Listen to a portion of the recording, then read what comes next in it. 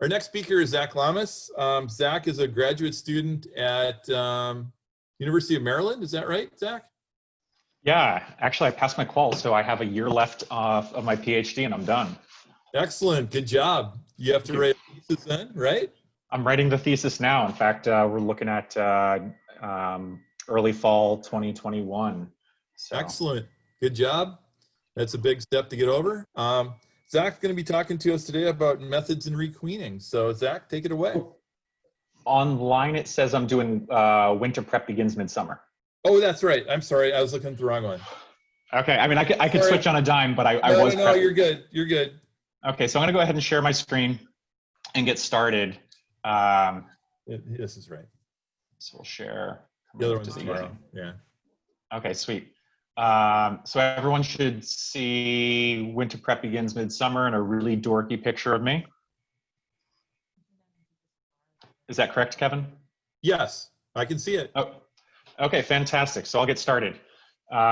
So hello everyone, and thank you for taking the next 45 minutes to hear me talk. This is my favorite talk to give. I worked for Michael Palmer for almost 4 years up on the Canadian border in Vermont. If you're not familiar with Michael, he's pretty popular for his queen rearing method and overwintering on the Canadian border, these little 4x4 nukes. The colony on the left, this is an apiary in upstate New York, in Clinton County, New York, and it's one of mine.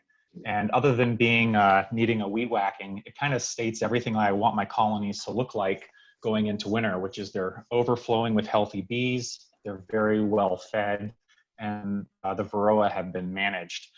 And so what we're going to talk about today are essentially these three things: how to manage your Varroan population, why you would do it, feeding and requeening. And we're going to focus on these three things because as beekeepers, we actually have control over these three things at any given time. And just a quick throwback, if you're not familiar with this, this is Mike over here on the left. Those are nukes that overwintered, and then we're selling them in the spring.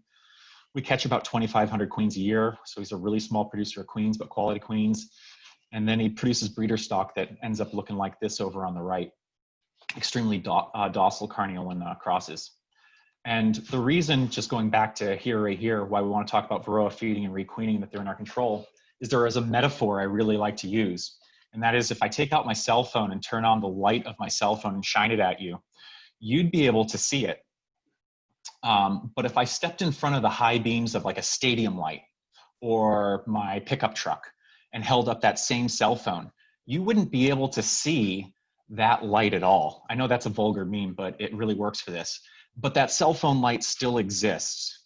So in my beekeeping management or my research, we actually want to keep the individual factors that are affecting a colony to a limited number, so we have an idea of what's going on at any given time. So we know from a plethora of research that Varroa and viruses, different brood diseases, nutritional stress, pesticides, and beekeeping management can all affect a whole colony's health, individual health, or how a colony appears to us. So going back to that metaphor, if I only have one or two things going on at a time, I can usually figure out what light is shining at me. But if Varroa is really damaging a hive, it's really hard to tell if the pesticide exposure might be a smaller light, and I can't see it because the Varroa light's so strong. So at Mike's, in the middle of the summer, we take care of any queen issues that we have. We feed any nutritionally stressed colonies, especially years where we have a dearth, and we manage our Varroa. What this allows us to do is to create a really big population. And so that's what all this talk is actually going to be about. And conceptually, going to winter, this is what we're going to end up wanting to have. It's essentially a colony in a reduced body cavity that's ensconced in the stores that it needs for the winter. And it's easier said than done to get there. If you're on the hobbyist track, if you're a year or two into beekeeping, sometimes this can be a very confounding thing of how do we actually get there? And for us, we start all of this in the midsummer. We don't wait for fall to get our colony with a winter population managed for mites or ensconced in the winter stores that it needs. In the midsummer, the time is going to vary depending upon geographically where you are. both by latitude and also by altitude. Our post, it's usually defined as post main flow. So for example, I'm in Maryland now. It's not a place I would normally live, but it's where I'm doing my PhD. Once our black locus ends, we got maybe 2 weeks of flow and then it's over. So post main flow is really happening for us in the second week of June. Up at Mike's, it'll really be about the third week of July, and then he'll enter his post main flow. Most areas will enter a dearth, whether that's mild or severe. And of course, a dearth is restriction in incoming resources for a colony, most notably nectar and pollen resources. Universally, during this time, the swarm impulse is gone. So the impulse for a colony wanting to sexually reproduce is being reduced. And that also means that drone production is going to be reduced as well. Later in the talk, when we talk about Varroa, we're going to talk about why that's so important. And so this is the time of the year where colonies are really just spinning their wheels in place. They're not producing any resources for us. It's much more difficult to make nucleus colonies or to make splits. If we do so, we have to give them resources to make up for what's not naturally coming in. But we do have a couple things really in our favor, most notably time and temperature.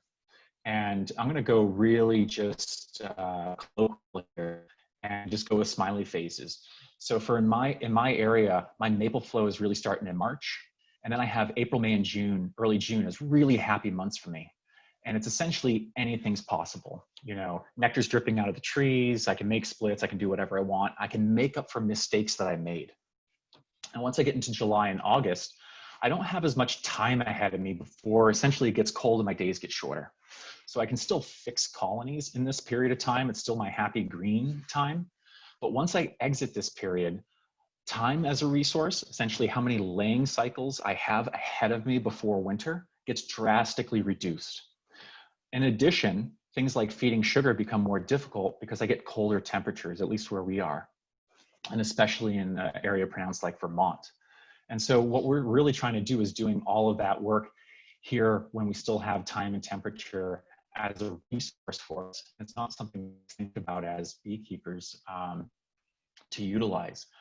So the first thing we'll start with is the queen. I have a requeen talk, so this isn't going to be on how to requeen, but necessarily when we make judgments on when we want to requeen.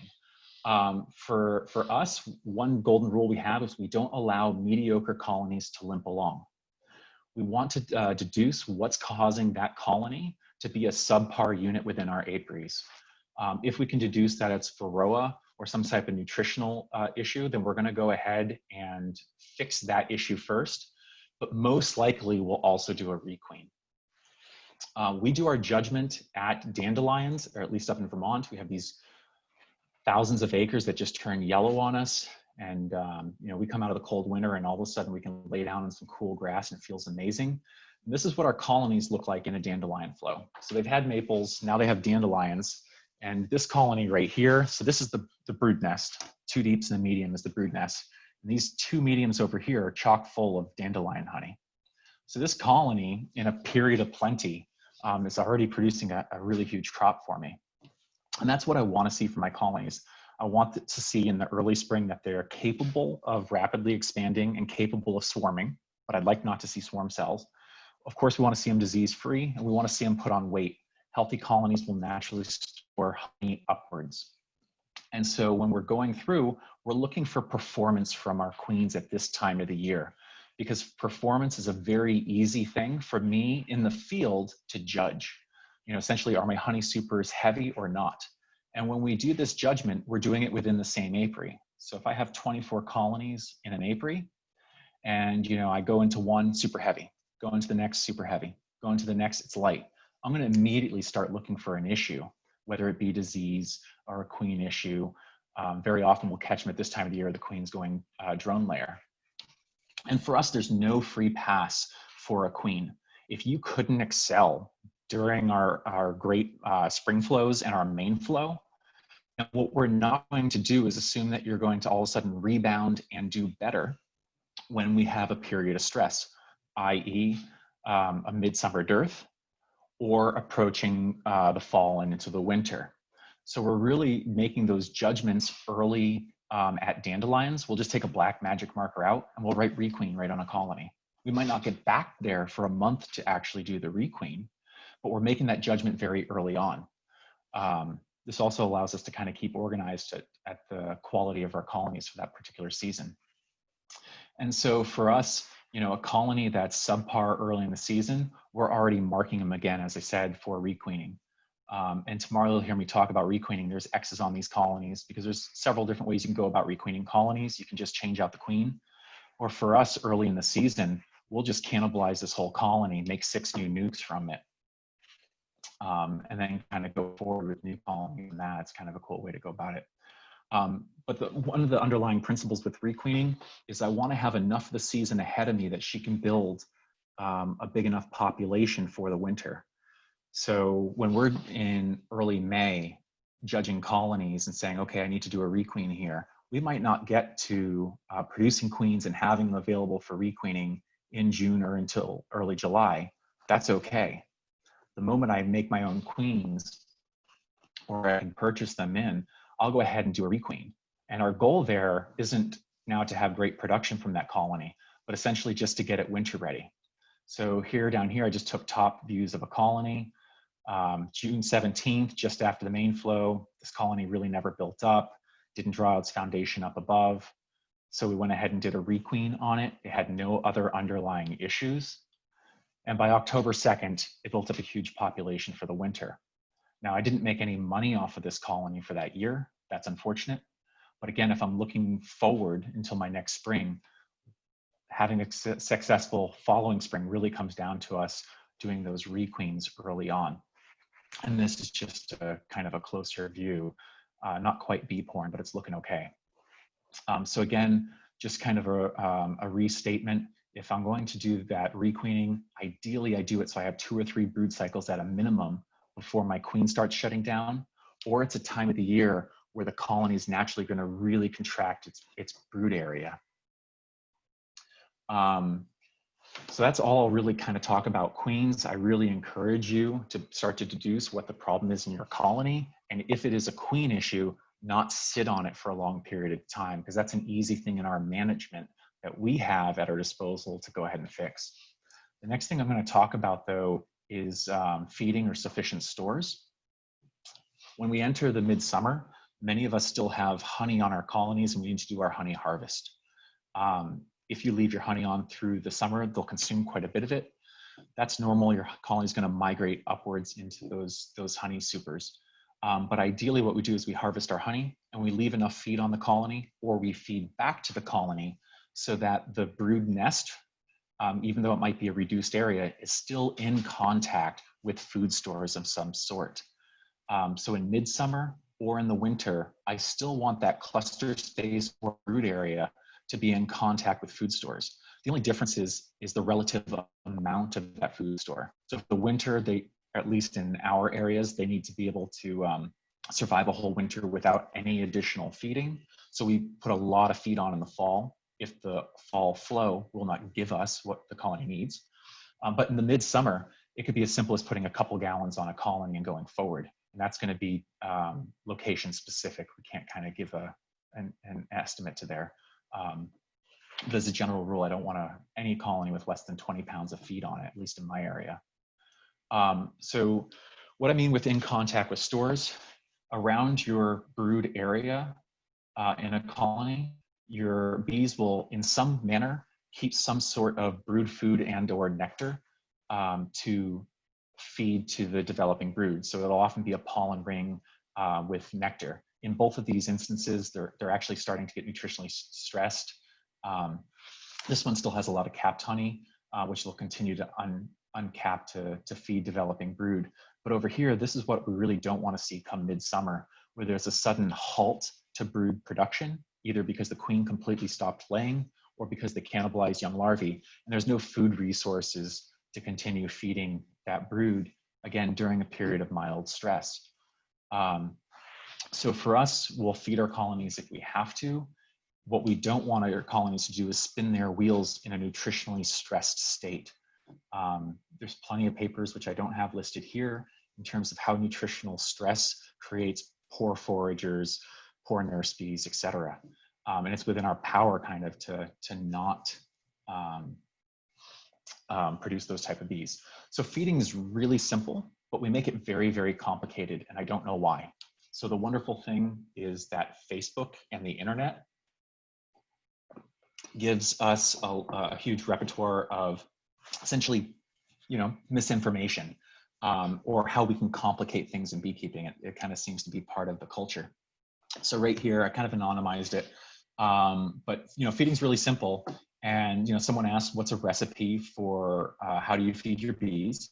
And said, I give them sugar water with a dash of rosemary and red clover and a splits of bleach. And that person's my bartender, right? You don't need to complicate this. The splits of bleach probably came because someone realized that their sugar water was fermenting too quickly on them, and that adding a little bit of bleach would prevent it to do so. I know some commercial beekeepers will do that, but likely or not, it's not necessarily the best advice. In our culture, we tend to have the need to do things as natural as possible. So someone brought up, can I feed maple syrup instead of refined sugar to a colony? Culturally, the idea is if something's more natural, then it's better for the bees. But what we're doing in a lot of ways is complicating things. So the fundamentals of our feeding, or at least how we do it in our apiaries, if you feed a lot at one time, then the bees will take it down and immediately store it. If you feed a little at a time, then you'll stimulate brood production. These containers are not efficient in any way to feed bees. It's just I lived out of my truck for almost 2 years, and I could fit a few hundred of these feeders in the back seat. They're just Chinese takeout deli quarts. But the fundamental thing is, like, if I put 3 gallons of 2-to-1 sugar right on top of a hungry colony, if the holes are big enough, I just perforate it with a number 8 nail. They'll take that down in warm weather in a day, and they'll store it. They'll move it around to where they want it, and then they'll start to brood up from it if they need to. So it's a really effective way to go ahead and feed, just top down with sugar water. If you need to, you can always feed with fondant with a rim feeder. Always put a bag over it because it will dry out, or with a lot of 2-to-1 at a time. What we're actually doing, though, is we're doing this either late summer or early fall, when we still have daylight and temperature for the bees to take it down. Our goal at the end is to have a colony that kind of looks pretty much like this, where as we're progressing into the season, your cluster space is the remnants of your brood area. It's getting ensconced by the winter stores. Again, just going down to that picture down on the left, this is just kind of a conceptual, like Sealy-like picture where your honey stores for the winter are around your small cluster space. When we do that, colonies are really set up to be successful for the winter. And colonies without pre-existing conditions, so not a brood disease or queen issue or a mite issue that are well fed, they're fine when you get these Arctic vortexes or some really crazy weather coming in. So I kept bees in North Carolina for years, and year after year, these Arctic vortexes would come in. People on the listservs and message boards would start messaging, should I bring an electric blanket out to my colony? Should I bring it inside? Can I put feet on right away? And, I'm the obnoxious guy that'll walk right out in the snow. It's 18 degrees out, and crack a colony open, take a picture and be like, look, if you've taken care of your queen to build a population ahead of the winter, they're ensconced in honey and there's no Varroa issue, you're going to have a colony that has been evolved to cluster very well in inclement weather. And that's kind of what we're shooting for when we do all of this prep earlier than later in the fall.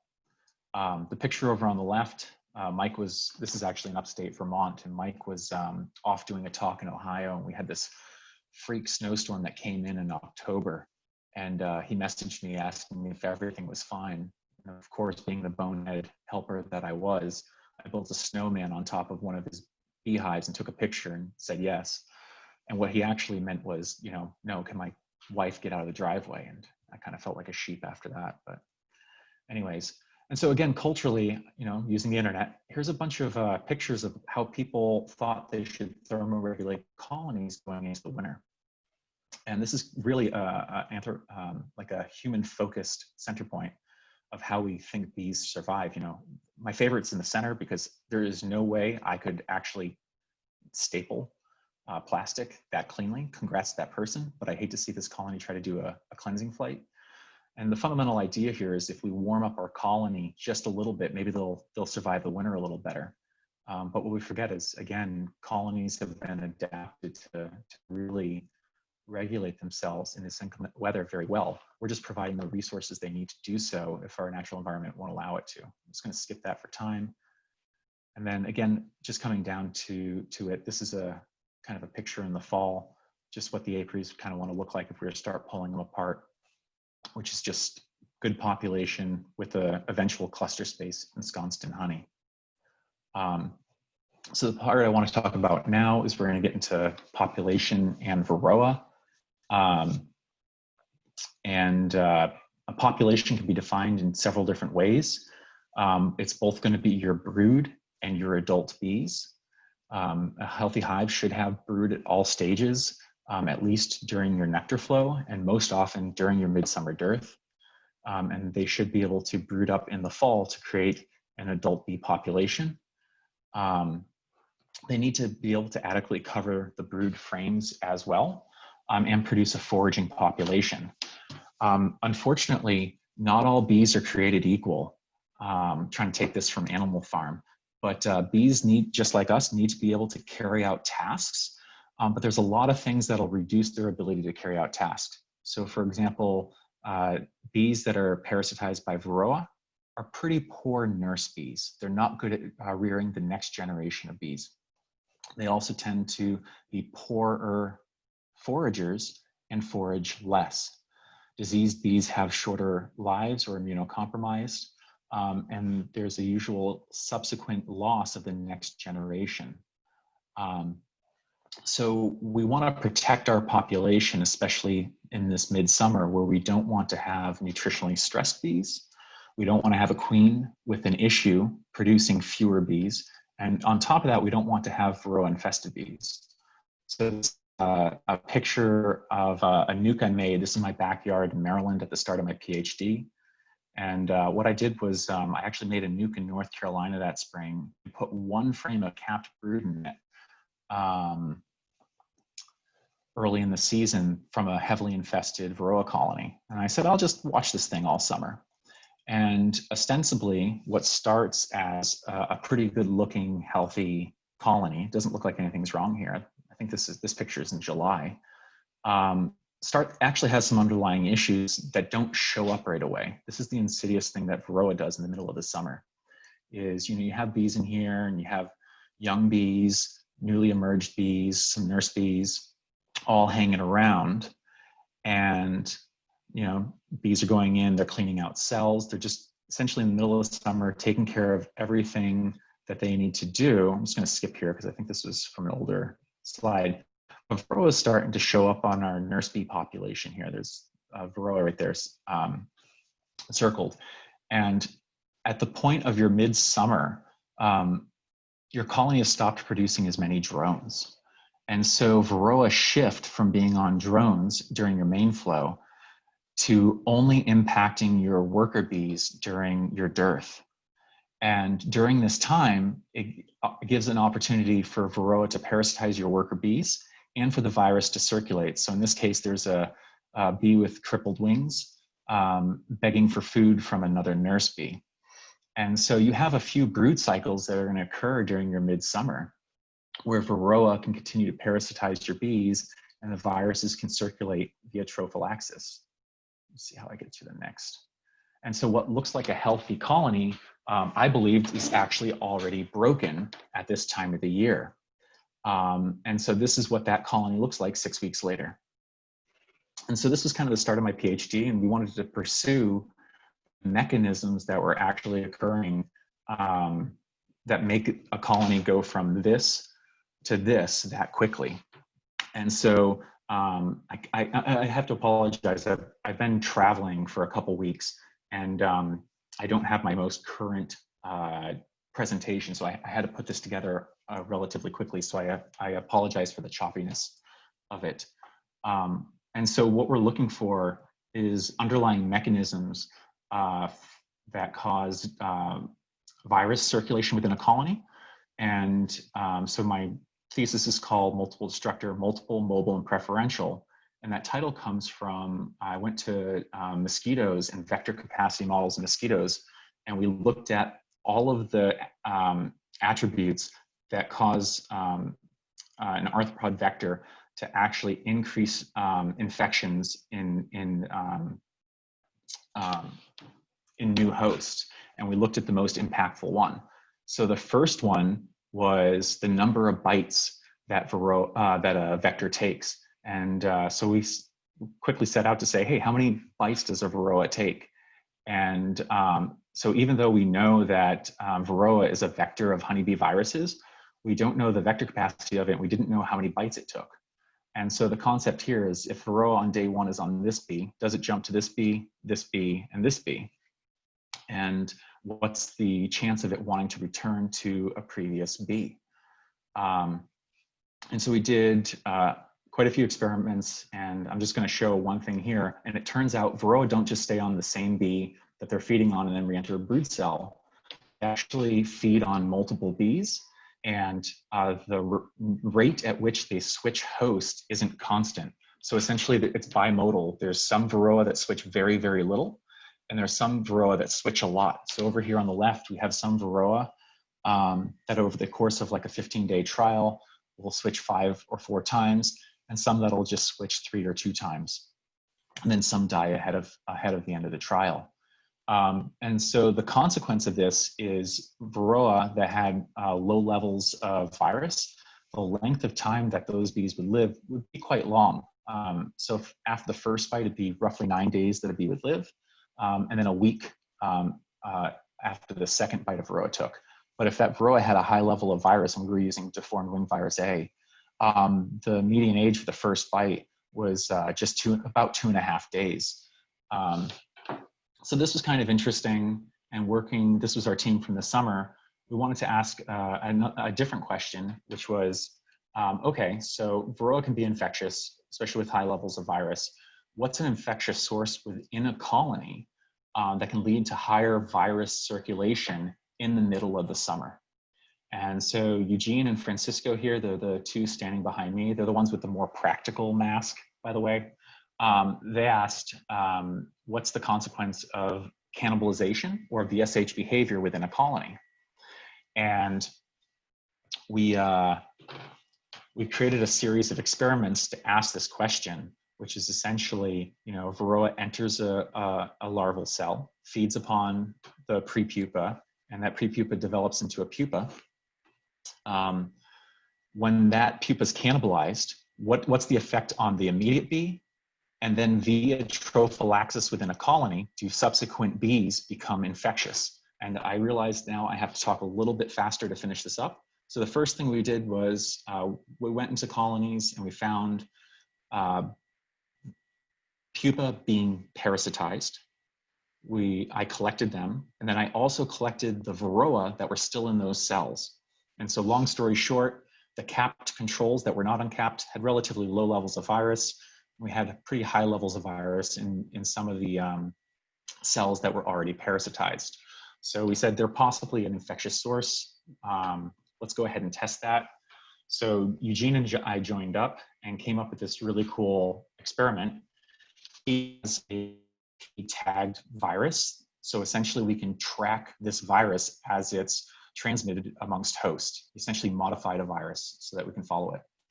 And me being previously a carpenter, came up with a quick way to cut up plexiglass and glue it together with acetone and create these trophallaxis cages where we could have 2 different compartments and have bees on each side, yet they can exchange food with each other. And this is kind of what it looks like down here on the right.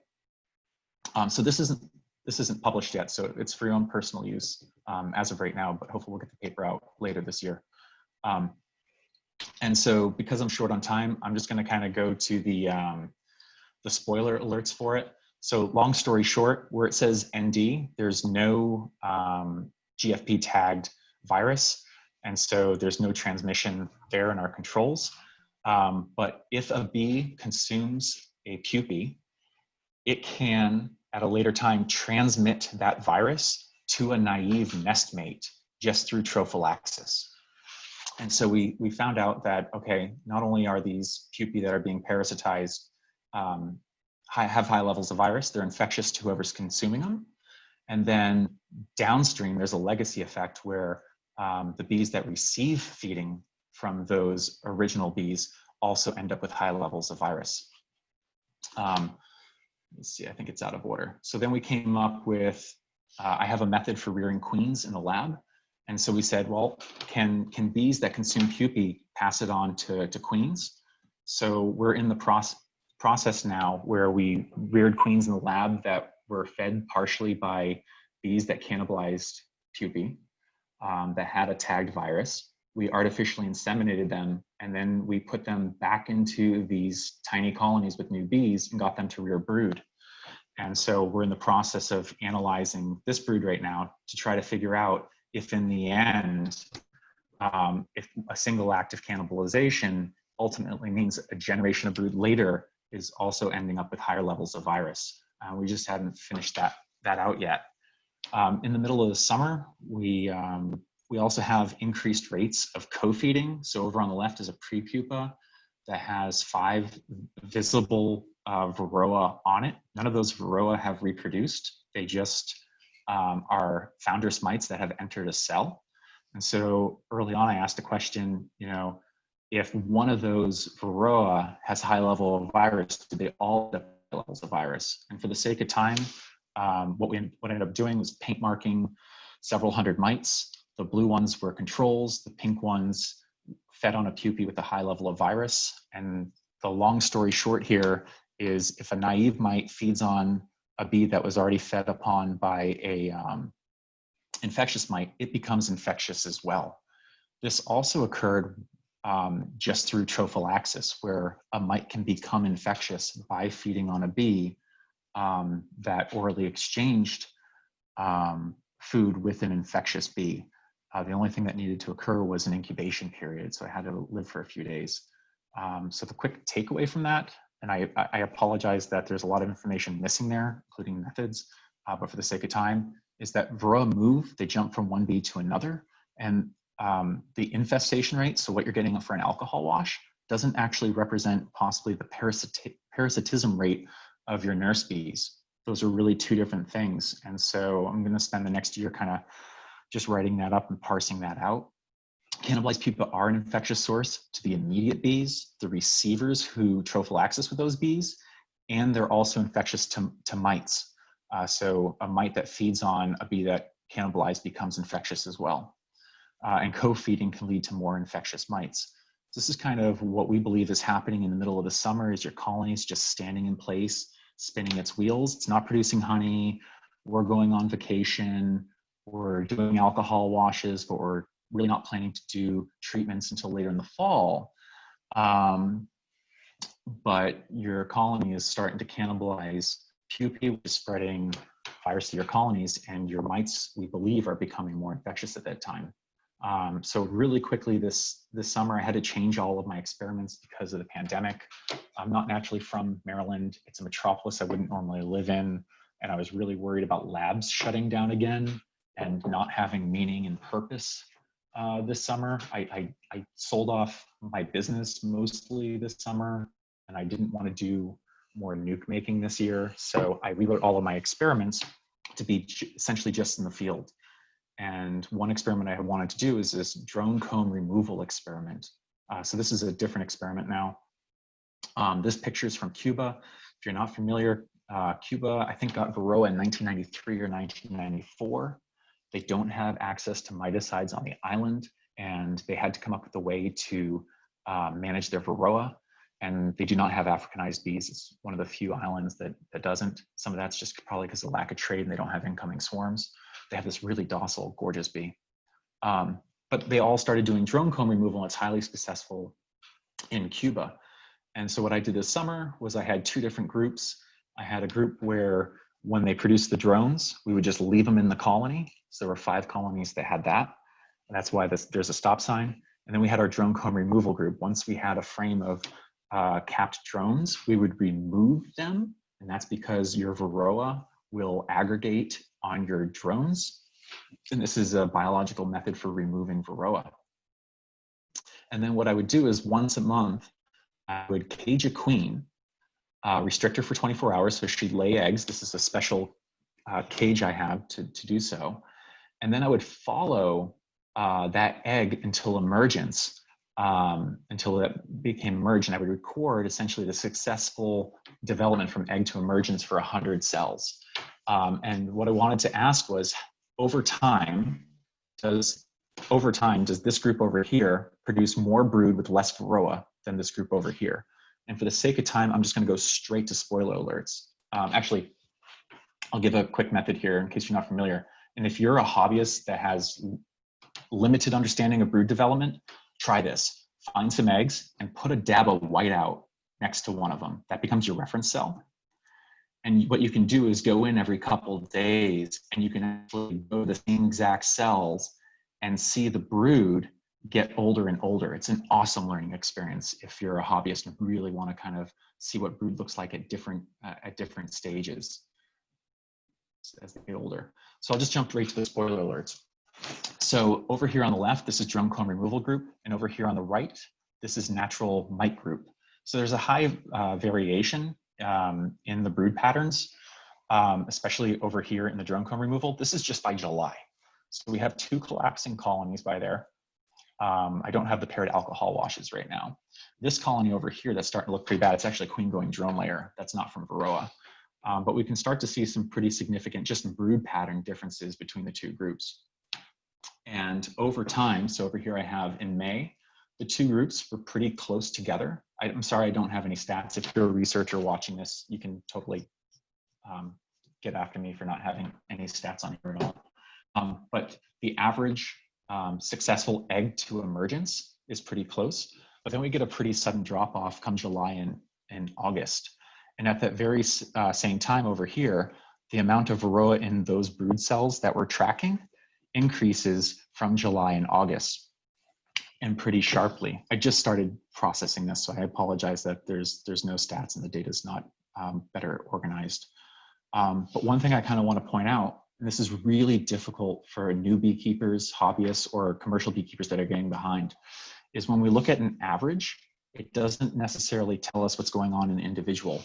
And so this is my removal group over here, and this is my control group, or my just natural mite growth group. And there's only 2 colonies that are really contributing in either group to the most Varroa load. And that heterogeneity, or the differences amongst individuals, is pretty common in honeybee colonies. And it's one reason why it's really difficult to try to pinpoint down what's actually happening to a colony at any given time. And again, over here by August, I'm sorry, July, we're going to do July for right now. We're already starting to see a pattern where our removal group has more frames of bees than our natural mite growth group, which is what we would expect. We just didn't expect to have it happen so quickly in the season. Okay, so we're approaching end time. And so the final finishing comment on this is, whether I'm doing research or management, we try to get it to a point where we're only looking at one issue at a time. So there's a lot of factors that can affect your honeybee colony. We usually spend a lot of time talking about pesticides. Those are outside of our control. But as good beekeepers, Varroa management, whether it's an IPM biological method or a chemical treatment, requeening and feeding are all within my control, as is like spacing a colony or how many colonies I have in a yard. And if we take care of those things, we usually can reduce the number of factors that are affecting the honeybee colony at any given time and make better decision making. This is what I do in my apiaries. So this is spring, early spring in Burgaw, North Carolina. The colony, it's an overwintered nuke, is overflowing. I didn't do anything that spring to make that colony look like that. In fact, I was a bad beekeeper. It's still strapped from when I moved it. I was off in Cuba and didn't super it. But all of the work to make that colony look like that happened midsummer the year before. And all we're actually doing to make that happen, again, is managing the Varroa at a proper time, requeening at a proper time, and feeding, again, early so we're not having nutritionally stressed bees go into the fall. Usually by that late fall, it's a little too late. So I just finished at 7:45. I think I ate into the time for questions, but I really appreciate everyone having me here. And apologies if the talk was a little choppy. I had to kind of make it up on the fly since I've been traveling. Hey, no problem. Thanks, Zach. Since it's the last talk, we have some time for questions, and I actually have one. So when you were in Cuba, you said that Varroa got there in 93, 94, and they don't use miticides. So I'm rather curious as to why the bees in Cuba have not developed a natural resistance to Varroa mite. Yeah, that's a great question. So I will say a couple things. I don't know the answer to that. I've only been to Cuba twice. I went down in their late winter. I wanted to have an adventure, and I also wanted to meet some Cuban beekeepers and know the answer to the question you just answered. They did not attribute it to any queen development or natural survivorship of their bees. They very clearly said that drone comb removal is why their colonies are doing so well. And if they stopped doing it, their colonies would die. They were very clear about that. And one explanation, that picture of the gentleman that you saw there who was talking to me, his name is Ali. He's a beekeeper in Santa Clara. He's also a veterinarian. He's got like a couple masters. He's an awesome guy to talk to. And very, very clearly he said, if I stop doing drone comb removal or if my neighbors do, I'm going to have crashing colonies. And so they religiously take out drones from their colonies. And when I was first there, their colonies were foraging, even though it was an arid part of the year. They had huge brood chambers, but you're seeing some PMS in the colonies, and it didn't seem like there was a huge amount of bee coverage, and I didn't quite believe it. So went to Brazil and Mexico in early fall, kind of chilled for a bit, and then I hopped back over and I wanted to see the same apiaries again. And this is after their honey harvest, after they've been doing all this drone comb removal. And their colonies look gorgeous. And they were able to manage them that way. So I don't know the full answer, but I don't doubt it's because one, they're managing their colonies probably a little more intensely than we are. And there's probably a social community safety net with everyone managing Varroa that does help them. Great, thanks. The other thing is, you said, is there a way for a hobbyist to know if their larvae are being cannibalized? I mean, I've been keeping for quite a while, and I've never really thought about looking for that cannibalization. Yeah, let me share my screen again. I'm going to go right back to the photo that I skipped quite a bit, and I think it might be helpful. So let me share this again, and if everyone wants to watch this, oops. Nope, that's the wrong one. Sorry about that. So let me just pull this up. I want to share screen too while you're looking. Yep. One of our participants asked, "What do you do with the removed drone comb, or what do the cubes do? What do they do with it when they remove it from the hive?" Yeah, so I study Varroa behavior mostly, so I use it for research. You probably will not want to do the same thing. My suggestion is compost it, throw it in the trash, get rid of it. There's very little resources there in terms of wax. No colony needs the drones, and there's not much for you to kind of get from it, so to speak. And so that would kind of be my recommendation. But I use it for research because I mostly study Varroa feeding behavior. So sometimes we 300 or 400 mites at a time. To answer your question about how do you know if your bees are cannibalizing young larvae, here's a really cool way to go about it. So the queen was restricted on this frame. You can see this imprint here. That's because there was a cage restricting the queen to this area for 24 hours. When you take that off, release the queen, put her back in the colony safely. What you want to do is find a series of eggs in a row, okay? And I just use whiteout. I take one cell and I put whiteout in it. And that becomes your reference cell. And so what you do is you, on a piece of paper or with your phone, take a picture or record like 10 cells over which ones are empty and which ones have eggs, okay? And what I'll do is I'll do it for 50 cells here and 50 cells here. 4 days later, come back and you'll have L1 or L2 larvae, so 3 or 4 days later, depending on when she started laying, you're going to have very young larvae. And what you're going to do is take another picture, or you're going to take a pen and paper with a grid on it, graph pad, and you're going to record larvae, larvae, larvae, larvae, larvae, larvae, larvae, larvae, larvae, nothing, blank. And then several days later, before it's capped, you're going to come back and do the same thing. Now the larvae are older. And any place where there's a hole, so this one's really good, so there's not very many holes, but any place where there's a hole or a very, very young larvae or an egg, that means that the existing one, if you match it up to your previous record, was cannibalized. So you can start to get cannibalization rates just by following certain cells going forward, if that answered your question. It did, thank you. And there's one other question. Oh, well, a couple of questions now. How does so much drone comb removal affect their queen production? I'm assuming you mean mating queens. I think that's probably what he means. Yeah. If you look at my combs, even though I'm doing drone comb removal from my business, there's still plenty of drones in the colonies. I don't worry about having adequate drones in my area for mating queens. It never seems to be the issue. So I really don't know how to answer that, because I don't know how many other beekeepers are in my area. I know a lot of them aren't doing drone comb removal. And in terms of your personal queen, well, let's just put it this way.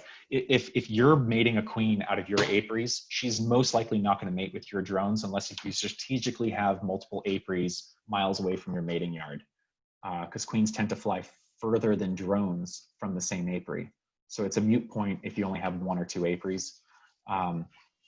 But otherwise, I really wouldn't to worry about it. Like, it's almost impossible to strip all the drones out of a colony. Hey, here's another really good question. So Kathy asks, why do bees cannibalize? And are they doing that to remove the mites? She said she saw something on the internet alleging that they're doing the cannibalization to remove Varroa. Yeah, Kathy, that's an awesome question. So bees will cannibalize for multiple reasons.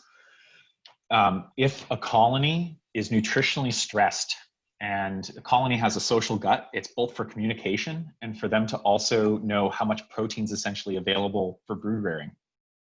They'll cannibalize young larvae very quickly just because of nutritional stress. So that's one way that a colony will cannibalize young larvae.